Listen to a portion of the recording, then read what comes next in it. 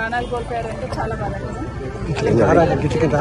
వాళ్ళకు ప్రగాఢ సానుభూతి తెలియజేసుకుంటూ ప్రభుత్వం వాళ్ళ కుటుంబాలను ఆదుకోవాలని, అదేవిధంగా వాళ్ళ కుటుంబాలకు తట్టుకునే శక్తిని ఇవ్వాలని భగవంతుని కోరుతా ఉన్నాను.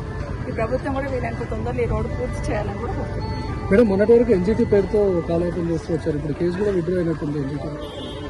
అదే కదా ఎన్జిటీలో కేసు ఉన్నా కూడా ఆలూరులో ఇన్సిడెంట్ జరిగినప్పుడు నేను ఆ రోజు చెప్పాను, ఎక్కడైతే చెట్లు ఉన్నాయో వాటికి రేడియం స్టిక్కర్స్ అతికించండి టర్నింగ్ లో, ఎక్కడైతే రోడ్డు నేరో షోల్డర్స్ అంతా కూడా గ్రావెల్ పోసి సెట్ చేయండి అని కొంతవరకు చేసుకోవచ్చు. ఆ తర్వాత కొన్ని పెట్టిన ఇక్కడ కూడా గ్రావెల్ సెట్ చేసుకోవచ్చు. ఆ తర్వాత మొత్తం గ్రావెల్ కూడా పోయాలి. అసలు యాక్సిడెంట్ స్పాట్ ఎక్కడ మిర్జాగూడ నుండి ఆలూరు వరకు ఉన్న స్పాటే యాక్సిడెంట్ స్పాట్. అక్కడనే టర్నింగ్ ఉంటుంది, అక్కడనే వెహికల్స్ తడబడుతుంటాయి. ఆ స్పాట్ చేయాలి. ఆ స్పాట్ షోల్డర్ చేయకుండా కాంట్రాక్టర్ చెప్తే చేసేవాళ్ళు, చేయకుండా ఎంతసేపు